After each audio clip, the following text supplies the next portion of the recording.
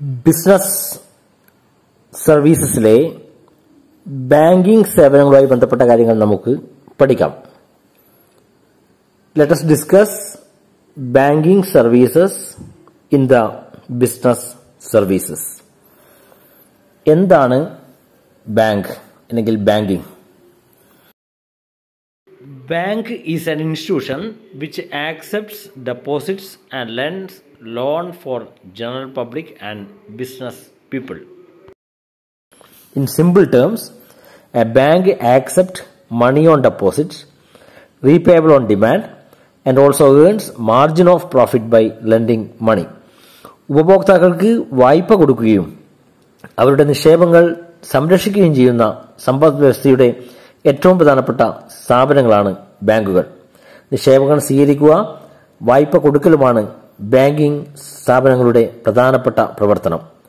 Banking സ്ഥാപനങ്ങൾ രാജ്യത്തെ സമ്പദ് വ്യവസ്ഥയെ ഉത്തേജിപ്പിക്കുന്നു. നമുക്ക് വിവിധ തരം ബാങ്കുകളെ കുറിച്ച് പരിചയപ്പെടാം.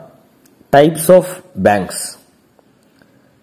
There are 4 types given in the textbook. Commercial bank, അതായത് വാണിജ്യ ബാങ്കുകൾ. കോപ്പറേറ്റീവ് ബാങ്ക്, അതായത് സഹകരണ ബാങ്കുകൾ. സ്പെഷ്യലൈസ്ഡ് ബാങ്ക്, പ്രത്യേക വിദഗ്ധ ബാങ്കുകൾ.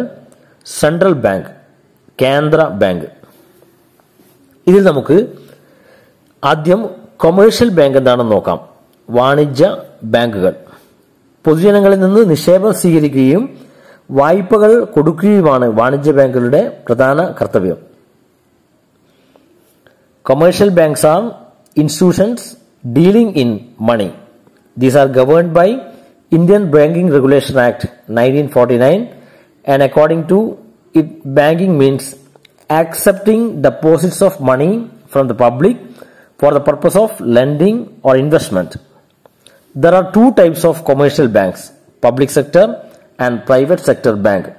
Commercial ബാങ്കുകളെ 2 തരത്തിൽ കാണാൻ വേണ്ടി പറ്റും. പൊതുമേഖലാ വാണിജ്യ ബാങ്കുകൾ, സ്വകാര്യ മേഖല വാണിജ്യ ബാങ്കുകൾ. പൊതുമേഖലാ ബാങ്കുകളിൽ ഗവൺമെന്റിനാണ് കൂടുതൽ ഓഹരികളുള്ളത്. അതായത് സാമൂഹിക ലക്ഷ്യങ്ങൾ ലാഭേച്ഛയേക്കാൾ പ്രാധാന്യം നൽകുന്നു. പൊതുമേഖലാ വാണിജ്യ ബാങ്കുകളുടെ ഉദാഹരണമാണ് SBI, state bank of India, PNB, Indian overseas bank IOB തുടങ്ങിയവ. സ്വകാര്യ ബാങ്കുകളുടെ ഉടമസ്ഥ നിയന്ത്രണാവകാശം സ്വകാര്യ വ്യക്തികളിൽ കേന്ദ്രീകരിച്ചിരിക്കുന്നു. പ്രധാന ഉദ്ദേശം ലാഭം ഉണ്ടാക്കലാണ്. അതിന് ഉദാഹരണമാണ് HDFC, ICICI, HSBC, Axis bank തുടങ്ങിയവ. രണ്ടാമത്തെ ക്ലാസിഫിക്കേഷനാണ് സഹകരണ ബാങ്കുകൾ, അതായത് cooperative banks. Cooperative banks are governed by the provisions of State Cooperative Societies Act and meant especially for providing cheap credit to their members. It is an important source of rural credit, that is agricultural financing in India. സംസ്ഥാന സഹകരണ നിയമം അനുസരിച്ച് പ്രവർത്തിക്കുന്ന ബാങ്കുകളെ സഹകരണ ബാങ്കുകൾ എന്ന് വിളിക്കുന്നു. അംഗങ്ങൾക്ക് കുറഞ്ഞ നിരക്കിൽ കൃഷിക്കും കാർഷിക ആവശ്യങ്ങൾക്കും വായ്പകൾ കൊടുക്കുകയാണ് ഏറ്റവും പ്രധാനപ്പെട്ട ലക്ഷ്യം തന്നെ. ഇനി നമുക്ക് അടുത്ത ക്ലാസിഫിക്കേഷനിലേക്ക് പോകാം. സ്പെഷ്യലൈസ്ഡ് ബാങ്ക്സ്, പ്രത്യേക വിദഗ്ധ ബാങ്കുകൾ. Specialised banks are foreign exchange banks, industrial banks, development banks, export import banks, catering to specific need of these unique activities. വിദേശ വിനിമയ ബാങ്കുകൾ, വ്യവസായ ബാങ്കുകൾ, കയറ്റുമതി ഇറക്കുമതി ബാങ്കുകൾ എന്നീ ബാങ്കുകളെയാണ് പ്രത്യേക വിദഗ്ധ ബാങ്കുകൾ എന്നുകൊണ്ട് ഉദ്ദേശിക്കുന്നത്. സിഡ്ബി, SIDBI, എക്സിം ബാങ്ക് തുടങ്ങിയവ ഇതിന് ഉദാഹരണമാണ്. അവസാനമായിട്ട് central bank. The central banks of any country supervises, controls and regulates the activities of all the commercial bank of that country. അതായത് രാജ്യത്തെ ബാങ്കിംഗ് ഇടപാടുകളെയും വാണിജ്യ ബാങ്കുകളുടെ പ്രവർത്തനങ്ങളെയും മുഴുവൻ നിയന്ത്രിക്കുന്ന ബാങ്കാണ് കേന്ദ്ര bank.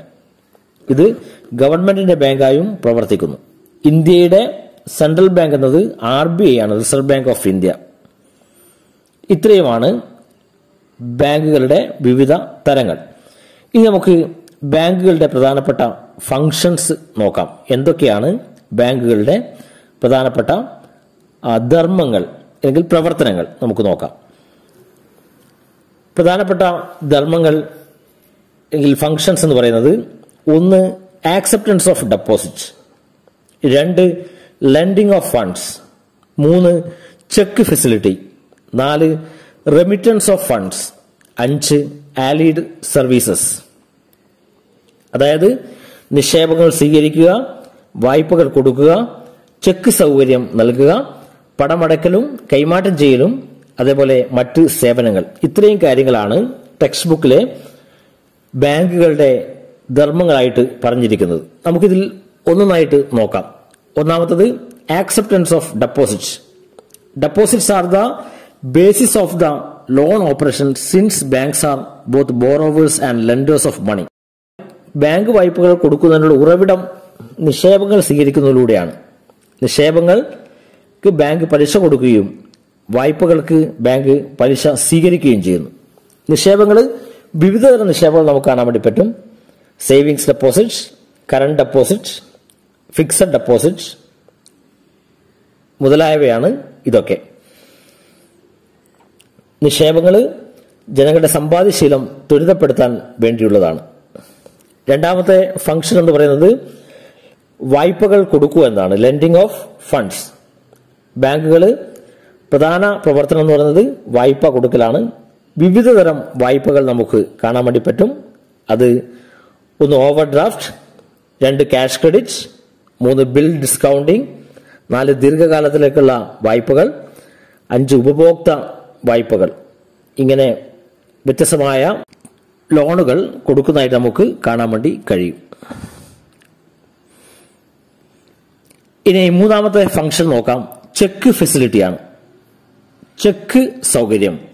Bank render very important service to their customers by collecting their cheque drawn on other banks.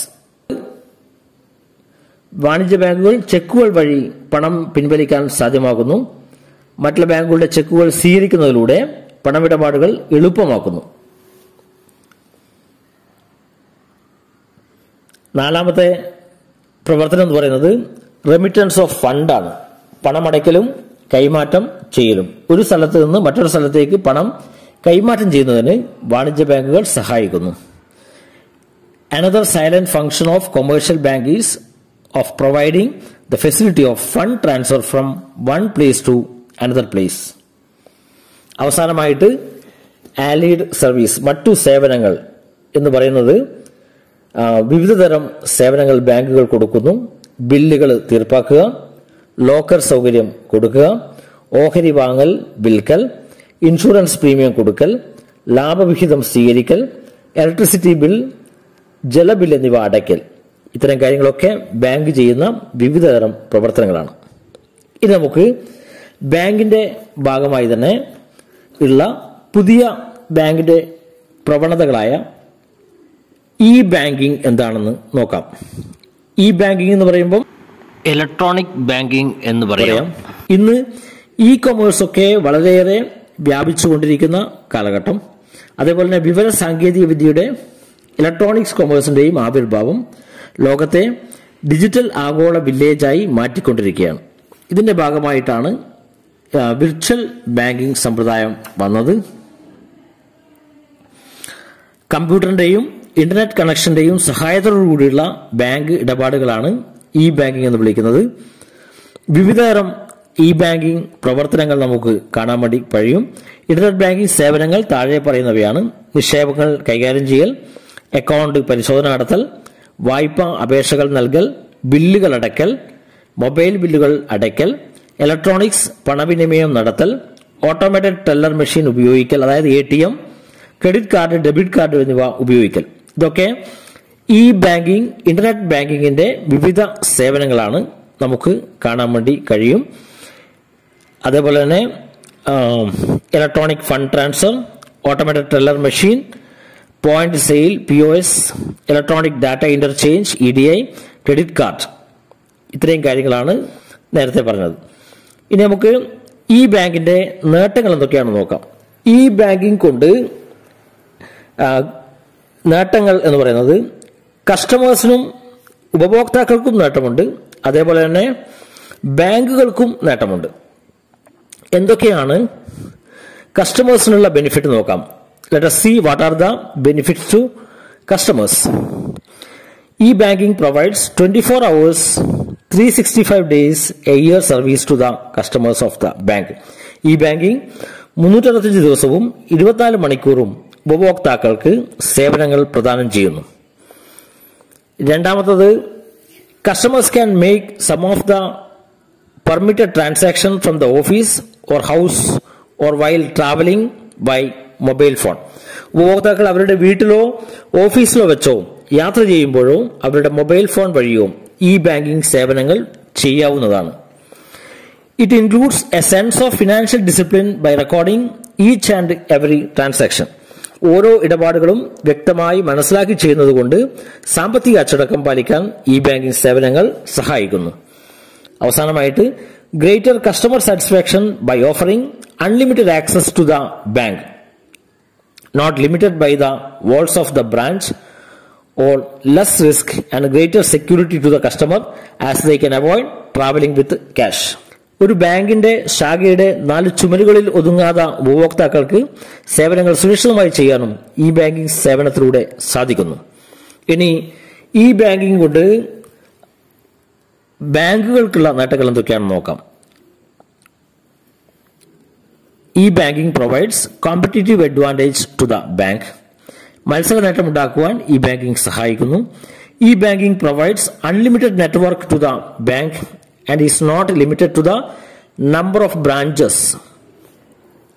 ഇടപാടുകളുടെ ചെലവ് കുറയ്ക്കാൻ സാധിക്കുന്നു. ശാഖകളുടെ ജോലിഭാരം കുറയ്ക്കാൻ സഹായിക്കുന്നു. കേന്ദ്രീകൃത വിവര സംവിധാനം ഇ ബാങ്കിംഗ് സംവിധാനത്തിലൂടെ സാധ്യമാകുന്നു.